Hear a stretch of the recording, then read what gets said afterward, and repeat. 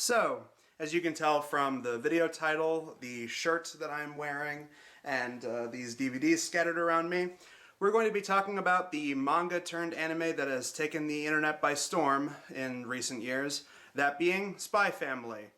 Rather appropriate since the third season's coming up very soon. 世界各国が水面下で熾烈な情報戦を繰り広げる時代、疑似家族を作った3人は互いの正体を隠しながら一つ屋根の下で暮らすこととなった。父ロイド・フォージャー、正体スパイ。母ヨル・フォージャー、正体殺し屋。娘アーニャ・フォージャー、正体エスパー。子持ちの父だろうと演じてみせる。全てはより良き世界のために。Agent Twilight, the greatest spy in the nation of Westalis, assembles a fake family in order to infiltrate an elite private school, not realizing he's recruited a psychic child and a legendary assassin who's also in need of a cover family.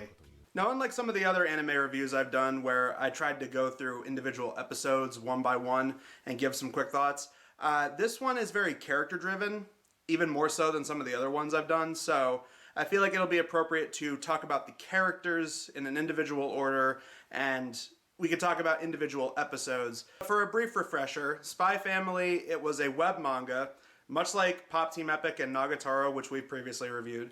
But yeah, web manga started off on the internet, eventually started getting actual physical release with actual printed manga going to various comic stores and bookstores all across the world. Again, much like the other manga turned anime that I've reviewed, it took the internet by storm, and in the early 2020s, I believe 2022, is when it inevitably got the first season of an anime. And, well, the first season was broken up into 2 parts, and then they eventually did a second season, and then that's when they did the movie. And as of now, we're going to get the 3rd season very, very soon. As for what the actual plot of the show's about, very simply, it's about a family that was built out of sheer convenience. You have a father and husband who's really a spy, a wife and mother who's really an assassin, a daughter who can read minds, and a family pet dog that has the ability to predict the future. The reason the family was originally assembled was because, well, Lloyd, the father and husband, but his real name is Twilight, but his alias for the mission is Lloyd Forger. He needed to assemble this fake family so he can put a fake daughter into this really pristine private school, and hopefully the daughter could get close with the son of this political leader who's pretty much just one step away from causing the brink of war between their divided nation. There were 2 countries particularly at odds. Ostania plotted to turn up the heat on this Cold War, and Westalis hoped to douse these flames before they ignited. To keep an eye on a leading figure in Ostania's government, Westalis began its top-secret Operation Strix. The agent in charge of this plan is known as Twilight. As you can tell from the name of the countries, as well as a few of the names like Anya and Yor, and a couple of the other ones, this country is supposed to be a fictionalized version of a European country, sort of like how Czechoslovakia was eventually broken up into 2 countries with the Czech Republic and Slovakia. It's sort of like that, but this country is just on the brink of an all-out war with the 2 sides going at it. And it's because of people like Lloyd and the agency that he works for that are trying to keep the country as a whole.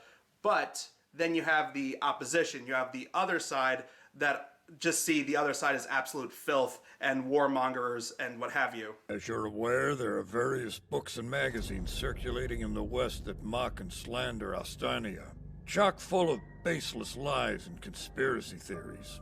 That's where the wife and mother comes into the picture. You have Yor, who on the surface just seems like a very kind of insecure woman who works at town hall. She has a good paying job, you know, she lives on her own. She works with these 3 other women who are supposed to be her work friends. 夜先輩ってなんていうか個性的ですよね。わかる。異次元すぎて男寄ってこなそう。ちょっとミリー。夜先輩元がいいんだからおしゃれしたら絶対モテると思うんですよ。There are several episodes where she says and does things to Yor that there's no way anyone would actually consider a real friend. 嘘。夜にこんなスマートイケメン旦那がいるわけない。恥かかせてやるわ。足がもつれて。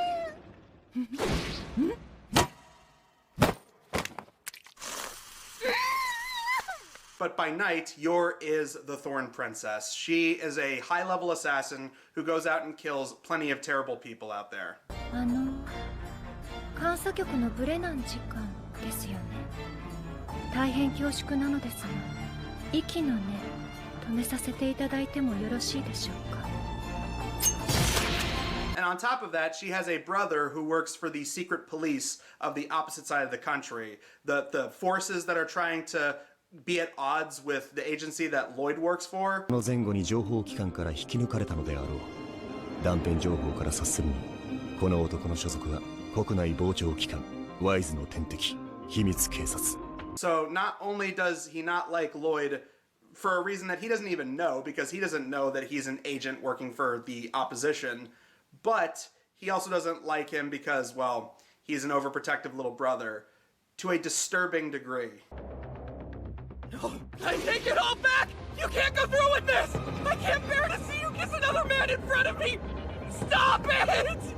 Yeah, it delves into some weird shit like that. I mean, nothing too explicit, but still, that's a whole lot of nope in a fucking 10-foot can right there. And then you get to the face of the franchise, the cute little pink-haired girl that the internet has made memes of tenfold, Anya, the little girl who they established in the first episode was part of some kind of laboratory experiment where they were experimenting on children, and she was given the ability to read minds. And she tries to keep that to herself because she doesn't want people looking down on her, thinking that she's some kind of a freak. Subject 007. She possessed the ability to read people's minds. This gift was accidentally created in an experiment by a certain organization. Since fleeing them, she's been without a place to truly call home. But she uses it to her advantage several times throughout the show. And she uses it to get Lloyd to adopt her because she's been shuffled from adoption home to adoption home. And she was able to get Lloyd to think that she was incredibly smart because she was able to read his mind. One down is homeostasis, one across is casual closure, the one below that is symplectomorphism. She completed it? That's what the first episode deals with. Lloyd having to adopt Anya and adapt to having a little girl to look after now. And then the second episode is where Yor comes into the picture because you have it that Yor not only falls for Lloyd when they end up crossing paths at a local suit and tailor establishment. 綺麗な方だなと思って。それは私の容姿に好感をお持ちということで。まあ、はい。But the reason they end up together is not just because he needs a fake wife and mother for this plan to go off without a hitch. She also needs him because she doesn't want the people that she works with thinking that she might be connected to some kind of spy agency or espionage. And she also wants the people she works with to think that she's normal. So she ends up attending a party and she asks Lloyd if he'll pretend to be her boyfriend. And then later on in the episode, you have it that they actually decide to get married as a fake, quote-unquote, husband and wife. 共に助けよう。はい。任務が殺しが続く限り。And then from there, you have a whole other cast of characters. You have a woman that is part of the same agency that Lloyd works for, who seems like just completely cool and stoic and completely straight-faced, straight shooter, that kind of thing. But her biggest secret is that she has a massive crush on Lloyd, or Twilight, because that's his real agent name. She is just infatuated with him, and despite seeming incredibly stoic on the surface, she just melts at the idea of being with him. Agent Twilight, I love you. Don't need that dimwit of a wife anymore. For the sake of world peace, let's get married, Nightfall. Oh, dear Twilight. She develops this little petty rivalry with Yor, but Yor, in grand tradition, doesn't even really seem to pick up on it. I mean, they even have this deadly match of tennis where, of course, Yor dominates, and she's just left completely astounded the fact that this woman's even real. It's faster than the speed of sound? Doesn't stray a millimeter from its course. Yeah, just a straight line headed out of bounds.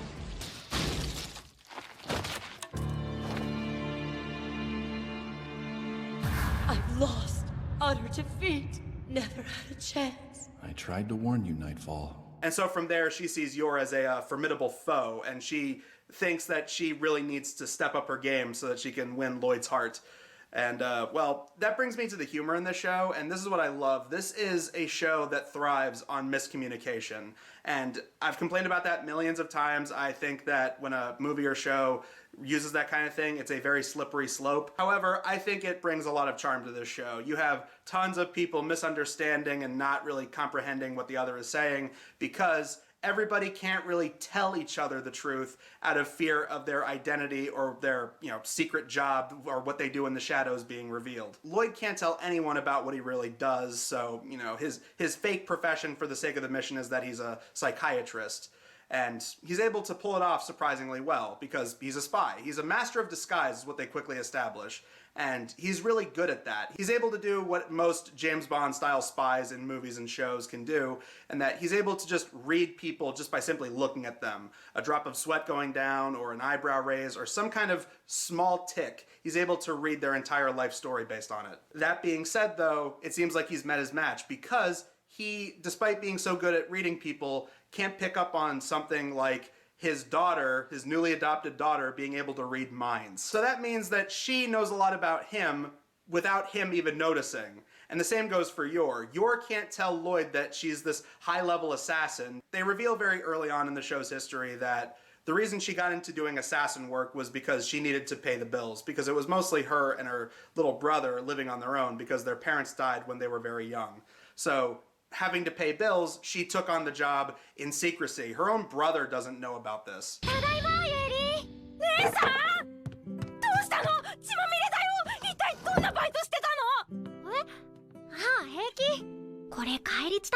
So that's just another level of everyone keeping stuff to themselves and nobody really knows, aside from the little girl that can read minds. And Anya can't tell either of them that she can read minds because she doesn't want them figuring something like that out. And on top of that, you then get the dog, Bond, who is just this big white puffball in a tuxedo. And the reason they call him Bond is because, one of the reoccurring things in the show is that Anya loves this show about a spy who kind of looks just like Lloyd, but that's just coincidence. And the spy's name is Bondman, as a parody of James Bond. And the spy's cartoon show is called Spy Wars. Spy Wars, an animated... I really like this show. And what's really great is there's one episode where they actually have a segment dedicated to showing just a straight Bondman episode, and it's very charming. It's a very cute little play on the whole spy who's a ladies' man thing, and you have it that eventually all the ladies that he's been getting with find out about it. Don't rest until I put a smile on the face of every last woman on Earth.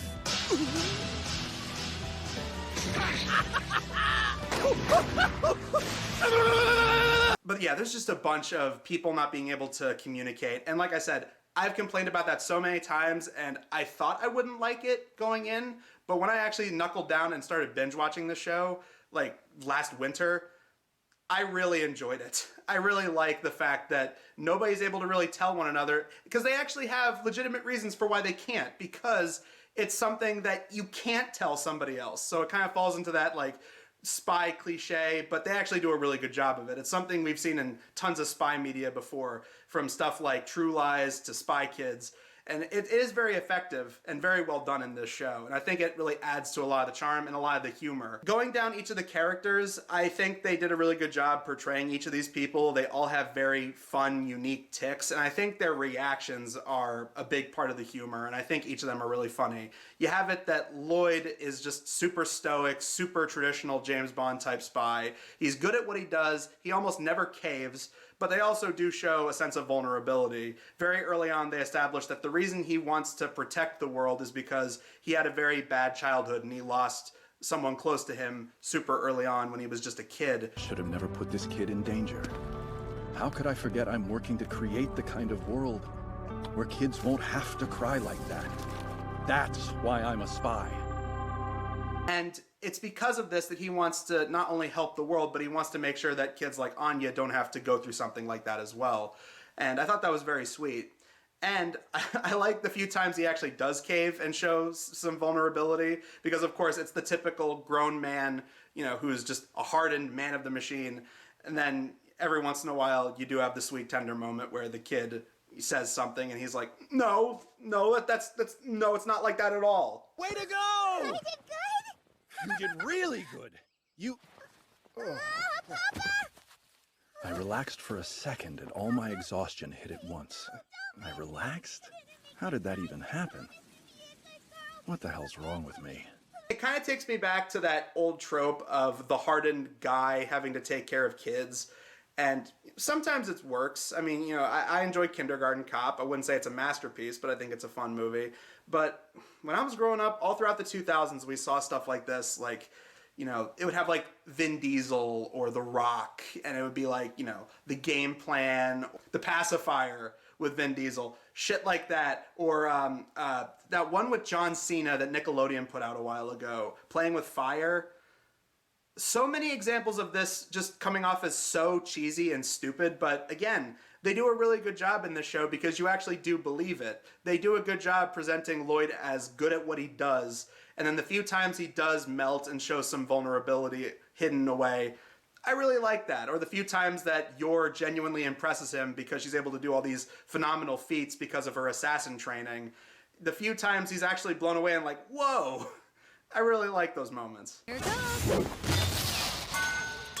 First prize! Yor. Don't get the wrong idea, Lloyd. I used to be the apprentice of a professional hammer user. Such beautiful eyes. Yeah, some of my favorite episodes with Lloyd are the ones where Bond ends up joining him, because Bond can predict the future and he wants to make sure that he doesn't get seriously hurt.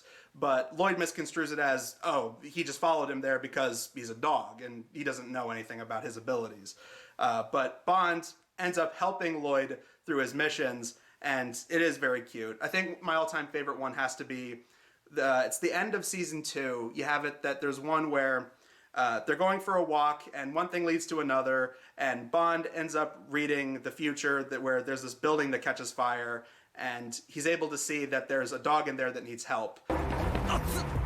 何してるんだお前。子犬？ここの飼い犬か。呆れたやつだ。Lloyd inadvertently goes after Bond to make sure that his dog doesn't get hurt, and he ends up finding this dog, and they end up rescuing it. And on top of that, they also catch the guy who set the building on fire. オイルの着火道具。人間様をなめんな、畜生が！There's another one where Anya, using her ability to read minds, ends up noticing that there's a kid who's drowning at this hospital pool, and Lloyd goes after her thinking that, you know, she's just running off and going to get into trouble, but then he ends up saving the kid, and it's a very sweet moment. I can't breathe. My leg won't move. Gonna become a pro swimmer against guys that way, so I have to go practice in the pool! What? Come back! I told you that's not for recreation!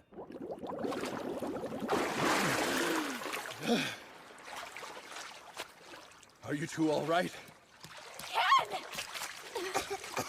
When it comes to Yor, I really like the juxtaposition similar to Lloyd in that she's this hardened, bloodthirsty assassin who just slashes and gashes anybody that gets in her path.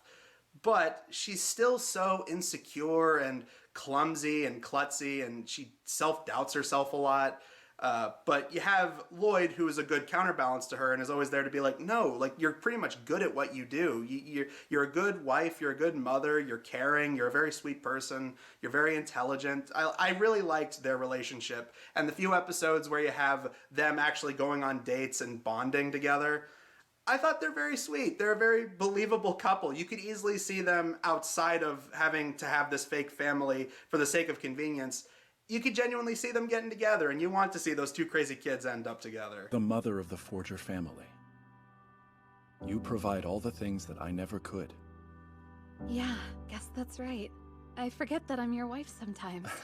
One funny reoccurring gag, though, that I absolutely love is it seems that the most deadliest thing about this woman is her cooking. My God. It seems like even getting some help from her coworker friend, it seems like even that can't stop the fact that this woman's cooking is the most lethal thing to her next to her assassin job. I think my favorite episodes with Yor have to be, there was this mini arc in the beginning of season 2 where she's given this job where she has to make sure that this widowed mob wife and her son are able to get to some kind of vantage point, and it's on the sea. All the while, they have one of her late husband's guys accompanying her as her fake husband. But of course, since she's a mob wife, she has a bunch of people that, rival mobs, rival gangs, rival terrorist groups that are trying to make sure that this woman is killed. So that's why Yor has to attend. But keeping in theme with the show, you have it that she tells Lloyd and Anya that she's going to be going on this cruise for business reasons, along with her job at City Hall. But they end up attending the same cruise ship because Anya used her abilities to win a raffle at the local mall. So now Lloyd and Anya are there, but Anya, being able to read Yor's mind, knows that she has to keep Lloyd away. And this goes on for a couple of episodes, and I love this mini arc. It really does delve into Yor as a person, and I think they gave her a lot of great development through here, especially when you have her that she's self-doubting, and she does finally start to realize that no, even if she doesn't make it out of this okay, she does genuinely want to make sure that Lloyd and Anya are happy. これからも変わらない。いいえ、今ならもっと。私の平穏はいらない。この手が血で汚れても構わない。オージャー家を離れることになっても、トロイドさんは認めてくれる。許してくれる。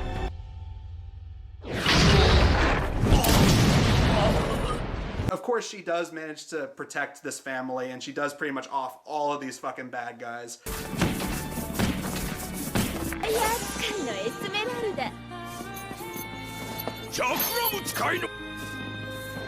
Even Lloyd gets to do something heroic because you establish that they put a bomb on the boat, and Anya, without specifically telling him, is able to push him in the direction of realizing that there's something wrong, and he's able to use his spy know-how to locate the bomb and, get that whole situation diffused. Earlier I saw some old guy messing around with the clock over there. I think he wiped a gross boogie on it. Now it's nasty, so someone should clean it. Here it is. This is a crowded area. They want to do more than sink the ship. What are you doing? I'll have to throw this into the ocean. What?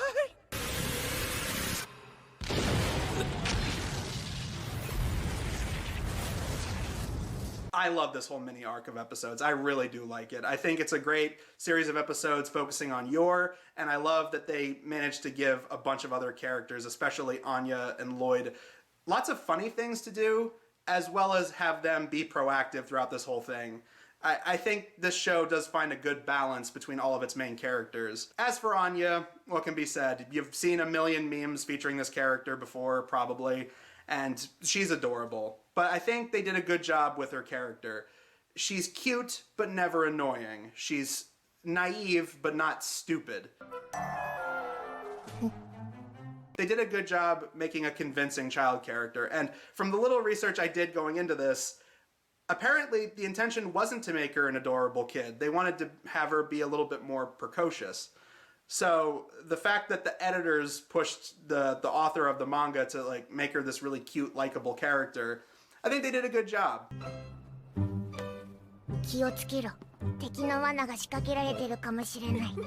She pretty much is the face of the franchise. I mean, she is the one that basically knows everything that's going on, despite the fact that she can't let them know about that. And they did a great job with the vocabulary. I really liked her in the dubbed version a lot. The dub, I actually think, is one of the better anime dubs we've had so far in the recent decade. I think that the voice actress for her does a really good job portraying a little kid character, and she does have the kind of cutesy little girl voice, but it never oversteps its bound and never comes off as annoying. Papa and Mama are flirting. No, we are not! Bond is a dog that's, he's a big floofy dog, and yes, he is very cute. The moments of him and Anya together are very charming.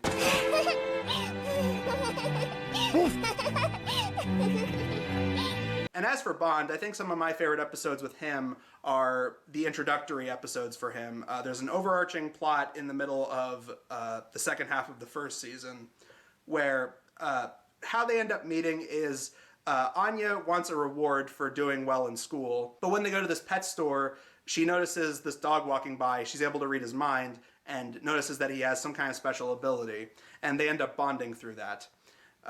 And there's a whole other subplot in here about these revolutionary terrorists that are going to be using dogs as bombs, essentially, and Bond is one of them. And they established that they got most of these dogs from this pound that are connected to some kind of laboratory where they were experimenting on them, which, again, that explains how Bond has this ability.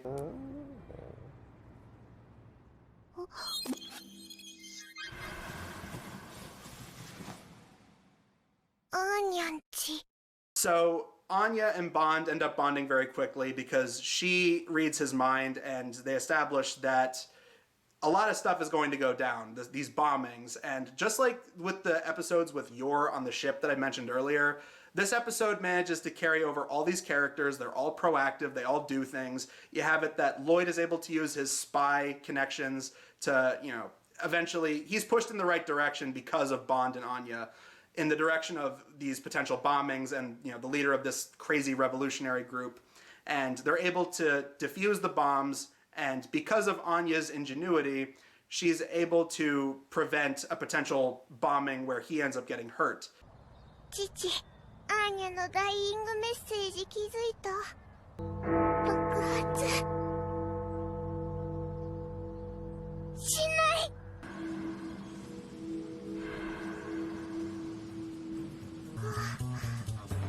父、戻った。じゃあ、アーニャたち、未来救った。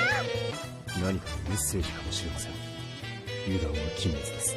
All the while you have Yor, who is able to protect Anya whenever something bad comes, and even though she's not as prominent as the others, they do circle back around to having her to where she's proactive enough in the story. She protects Anya from these revolutionaries because she thinks that they're child predators. アーニャさんに結婚はまだ早いです。私でさえ今年したのです。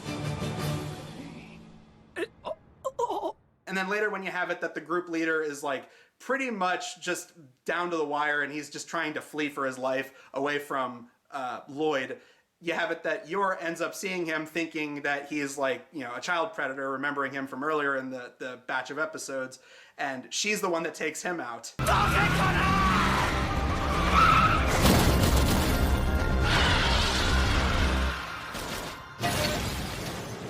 Just like with the cruise ship episodes, whenever this series does overarching plot lines in episodes, like even if it's just for like 4 or 5, this whole batch of episodes where you have it that they eventually, get this dog because of this whole situation, I love when they do that. I loved these episodes. They're so good. And because of a higher up in Lloyd's agency, she poses as somebody in charge. At first they want to take Bond away because, he's connected to something bigger. And, this dog can't just be adopted like any other dog. But because of Anya, and because this lady says she can pull some strings, they're able to keep the dog, and it is very sweet. の犬たちはおそらく辛い目にあって生きてきた。だからお嬢ちゃんもちゃんとこの子に優しくしてしっかり面倒を見るんだぞ。約束だ。あざざます。偉い人。 Frankie, who's one of my favorite characters, he's a more comedic role. He is basically kind of like a goofier version of Q from the Bond series. You have it that he is basically there to hook Lloyd up with missions and potential gadgets. And in some cases, like in the second episode, they show him actually working side by side with Lloyd. に間に合わせるために速攻で片付ける。手伝い。 待て待て、俺はただの情報屋であって戦闘力がゴミだって。しかもお前いろんな大金を踏み倒した。総額300万ダルク相当の美術品78点。 He is just an absolute goober. I love his relationship with Anya as they constantly go back and forth, kind of like an older brother, younger sister dynamic. And in one episode, one of my all-time favorite episodes, they're sneaking around trying to keep an eye on Lloyd and Yor, and well, because of comedic hijinks, You have it that Yor has a real bad pain in her backside because of a previous assassin job she did the night before.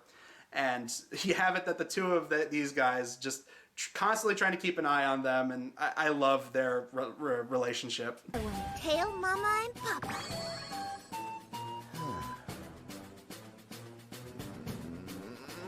Are you being serious right now? Because that sounds like a lot of fun to me! I'm in! I absolutely love the connection between these guys. They're really great. Sometimes they bicker with each other, call each other names, but other times you have it that they just willingly go on adventures together. And sometimes Frankie leans into being this kind of surrogate older brother and is like, "Oh, come on, the kid wants to do it. Come on, let the kid have some kind of adventure at this castle to reward her on a job well done at school. Come on, give the kid what she wants." They save Anya from the castle. No way. You're such a big meanie! If you don't do this for me, I'm not going to school! You don't speak for her. Then you got all the reoccurring storylines at this private school that Anya's attending. And Anya, because she knows it's part of Lloyd's mission, she has to get close with this kid, Damien, who is the son of this super well-known political figure who, like I said earlier, could make or break an all-out war and tension between this already divided nation that they live in. But I gotta say, Damien is an absolute tsundere. I mean, even more than Nagatoro, dude. Holy shit. This kid constantly, whenever like Anya tries to be nice to him, he goes, like I like you or anything like that. I don't care, Uggo. You're stupid. But then other times he's doubting himself. He's like, well, maybe, do I like her? Maybe. I don't know. This kid is like poster child tsundere behavior, dude. I swear to God. Fight me. Yeah. She came right up to me and looked deep into my eyes and then... No! Stupid heart, stop pounding like that! That's not what's going on! And of course, because he's, Mr. Hot Stuff, too cool for school, he has these two toadies, these flunkies, these orbiters that are hanging around him. Chubby one and skinny one. 伸ばしたとこに偶然この人が。嘘つけ！なんでごまかせると思ってたお前！っていうかさっき先生が見てないか確認してたろ！ And the thing is, while sometimes these characters can be a little annoying for my liking, they even give these guys a little bit more to do. There's one episode where Damien gets in trouble, so he has to stay back and he has to do chores as a punishment. But while the rest of the boys get to go off and have fun, these two get in trouble on purpose just so that way they can still stick by Damien's side. あの子のペナルティーなのよ。なんだよお前ら、外出はどうした？罰です。さっさと終わらせましょう。遊びなんて行かねえってば。ダミアン様のへそ曲がり。That right there is some homie shit right there. That is ride or die behavior, man. Those are guys that are going to grow up to have that kid's back. And then later on in the episode, one of their teachers says, hey, you guys have been working hard. How about we have some fun? So he takes them out to the woods, and he just takes them on a camping trip. せめてダミアン様だけでも生き残って。そうです。我々の分まで夢を叶えてください。お前ら、早くボートへ。我々の命が尽きる前に。くそー！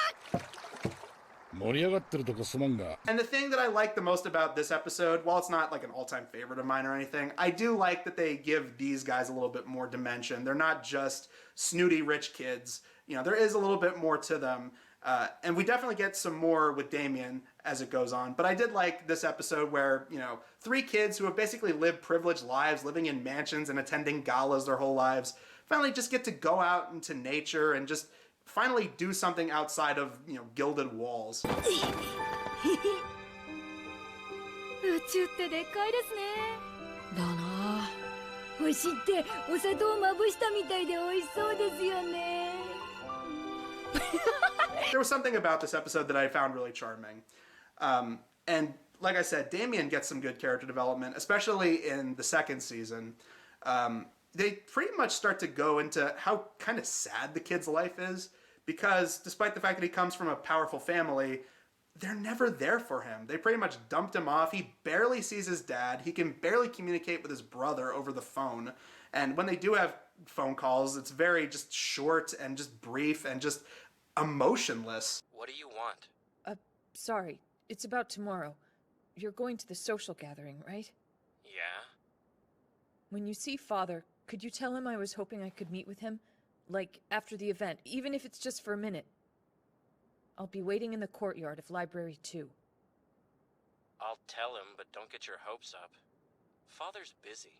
So while Damien comes off as incredibly pretentious when we first see him, the more they actually peel away and you start to see more of his private life and how just kind of sad and alone the kid feels. I mean, yeah, he has, friends that'll prop him up and constantly, glaze him. It's still just not the same. I would like to formally apologize for my daughter's violent outburst on your son, Damien. I'm sure it must have been an upsetting experience for him and your family. Lloyd finally gets what he wants. He's able to communicate with this guy one-on-one because they establish he's very elusive. He rarely appears in public, but he shows up for this parent-teacher meeting where all the kids are going to be, and the headmasters of the school want to communicate directly with the parents, so he has to show up. And he talks a little bit with Damien, but Lloyd finally steps in and notices that the kid, he just wants connection. He wants to be close to his father. Had an assignment about possible careers. Anya was very moved by your presentation. It was all she could talk about when she got home. But seriously, his report was that impressive. All right, that's enough. Just stop, old man. Sorry.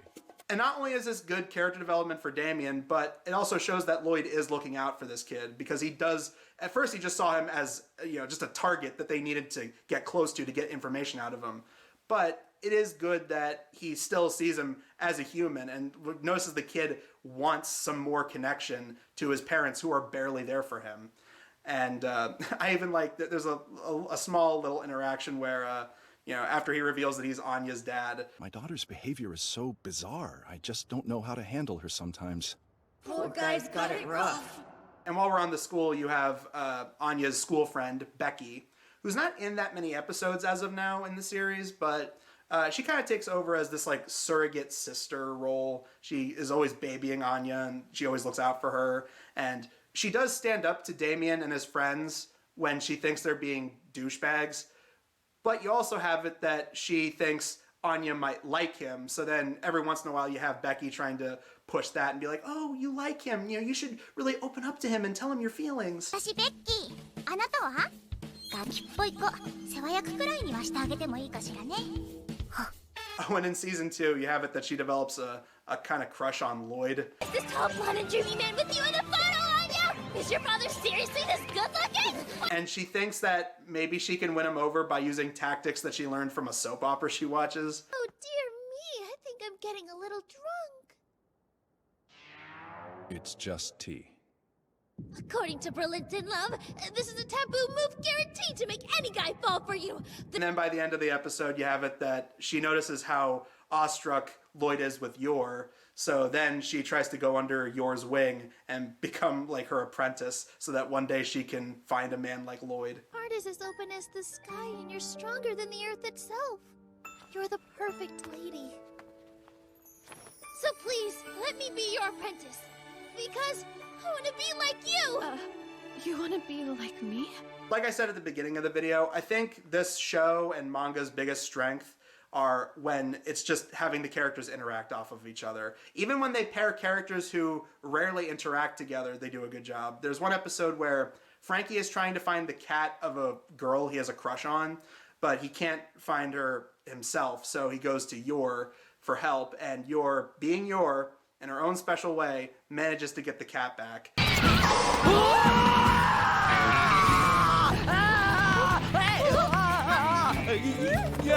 It's just charming to see these characters who rarely interacting with each other. They have such charming characters to work with, and whenever they interact with one another, even if it's just for one episode or for a segment of an episode, they all do really well interacting and bouncing off of each other. But yeah, I think that's a good place to stop. The movie came out after the show's second season. I'm very curious to see if the movie events play into the third season or if they're just going to kind of treat it like its own solo thing. I think I'd actually kind of prefer that because, like I said, the movie wasn't based on previous material. So, I mean, if they reference it, great. That is good continuity. But if they don't, I'm perfectly fine with that either way. But yeah, very much looking forward to the show's 3rd season. Very curious to see where it goes. At some point, I feel like I should start collecting the manga. I definitely should start reading more of that. Maybe that could be another video down the road, reviewing the manga and seeing some of the differences, or, you know, making some kind of comparison. Who knows? We'll see. But yeah, Spy Family, if you're looking for a good recent anime to look into, by all means, check out this anime. I really like it. I think it's very funny. It's very heartwarming. The action scenes are phenomenal. They can be very gory, especially when it surrounds Yor and her doing her assassin work. You know, there is some violence in here, but I wouldn't say it's like out and out violence. Again, aside from the assassin stuff, that's probably the most graphic gore you're going to get in the show, but it's not super gory. Not every episode is like that. But yeah, I would highly recommend checking this out. If you're looking for a new hot anime to get into, by all means, check out Spy Family, or Spy X Family, however you pronounce it. So anyways, guys, that does it for Blockbusters show in September. We have 3 reviews coming up next month. They're all going to be horror themed because Spoopy month is upon us. We got October, Halloween coming up. So yeah, look forward to some Halloween or horror centric reviews. It's just going to be 3 regular movie reviews, no anime, no, you know, double features or movie marathons, just 3 straightforward, straight-laced movie reviews. So yeah, look forward to all that coming up. Until then, guys, I'm Adam Sykes, the Blockbuster Show, and we will see you guys in the next video. This is Anya Forger, and I really love watching Louisa Ravencroft. She's my favorite live girl. Anya! Anya, please! Anya, my heart!